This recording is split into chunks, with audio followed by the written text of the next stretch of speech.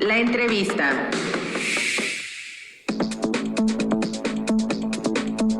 Continuamos en Paralelo 20, la coordenada informativa 650 de AM en Puerto Vallarta y a través de internet en paralelo20.com. Mire, cada semana, cada 2 semanas charlamos con Héctor Flores del colectivo Luz de Esperanza para dar seguimiento al tema de los desaparecidos en Jalisco. Ahora vamos a platicar con Héctor por el tema de la desaparición forzada en Jalisco. El día 30 de agosto se conmemora o se celebra o se recuerda el Día Internacional para las Víctimas de la Desaparición Forzada en el mundo. Héctor, ¿cómo estás? Buenos días. ¿Qué tal? Buenos días. Saludos y muchas gracias por la invitación. ¿Por qué no nos platicas primero esta definición? ¿Qué es la desaparición forzada? Para que la gente que nos está escuchando le quede claro la diferencia que hay con el otro tipo de desaparición. Bueno, sí, en pocas palabras es la detención ilegal, sustracción, privación de la libertad, donde participan, una persona donde participan elementos del Estado, ya sea de manera activa o pasiva, o sea, permisiva, o con la aquiescencia del Estado. Esa sería como la definición más corta. Por eso nosotros mantenemos que en Jalisco, pues, todas las desapariciones son forzadas, no por tanto por la participación activa de elementos del Estado, sino porque es un Estado permisivo, donde de alguna manera la autoridad voltea hacia otro lado mientras suceden este tipo de delitos.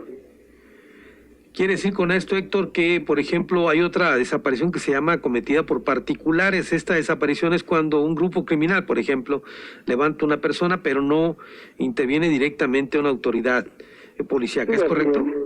Es correcto, pero con figuras de unos estándares de las leyes internacionales, se configura la desaparición forzada por la aquiescencia del Estado, ¿no? Entonces, pues en Jalisco al menos, todas las desapariciones constan de ese elemento, la aquiescencia del Estado, ¿no?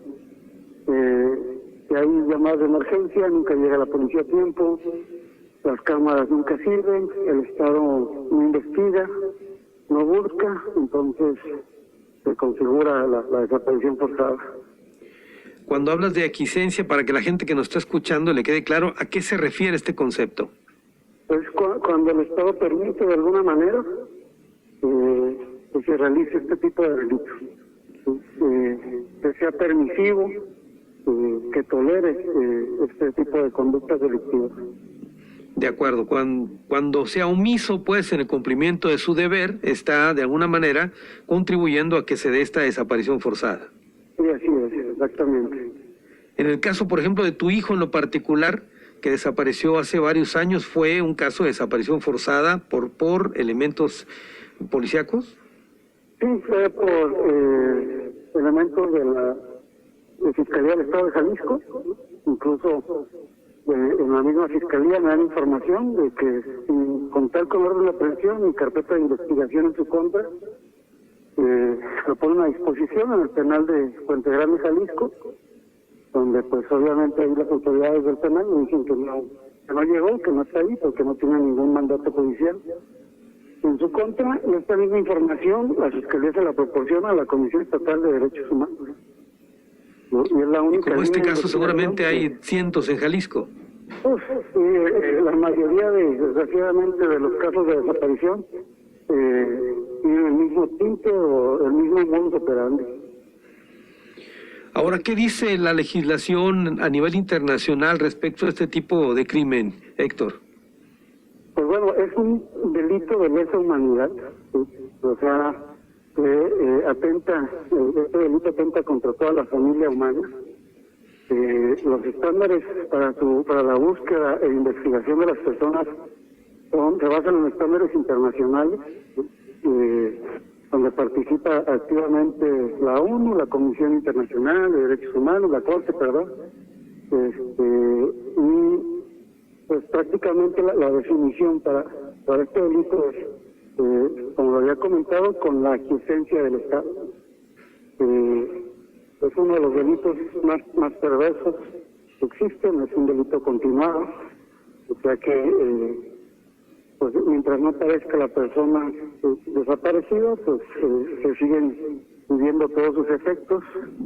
Y es de los pocos delitos que se considera una pluriviolación de derechos humanos, ¿no? O sea, es por esto que mencionas, Héctor, que ustedes consideran que los más de 15,000 desaparecidos que reconoce el gobierno del Estado estarían dentro de este supuesto, una desaparición forzada debido a la poca actuación de la autoridad en Jalisco. Sí, así es. Imagínense que la Fiscalía del Estado, ¿no?, cada Ministerio Público,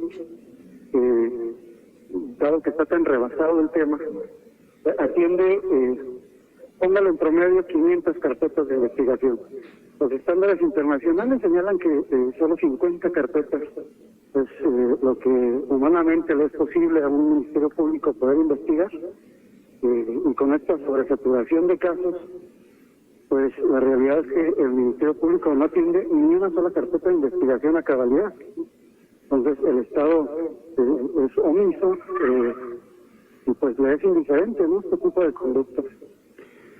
A esto habría que agregarse el ejército, entre comillas, que se tiene para hacer las búsquedas en campo. Sí, así es. También la comisión de búsqueda, las comisiones estatales y también la nacional, pues tienen el mismo patrón, ¿no?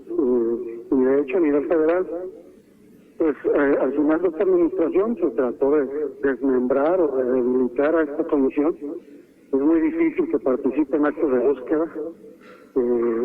Las locales, al menos aquí en Jalisco, pues le hacen falta mínimo 90 buscadores en campo, ¿no? O sea, no hay personal necesario para atender las acciones de búsqueda en campo y en escritorio. Es una tristeza lo que está pasando aquí en Jalisco.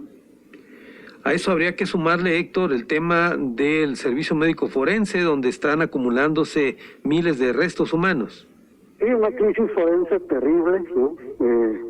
Hemos visto en algunos estudios, incluso de la Universidad de Guadalajara, donde si dejara de entrar cuerpos no identificados, tardarían alrededor de 12 años en volver a la normalidad, ¿no? En no tener esta saturación de personas sin identificar. Entonces, es un tema que también está muy olvidado.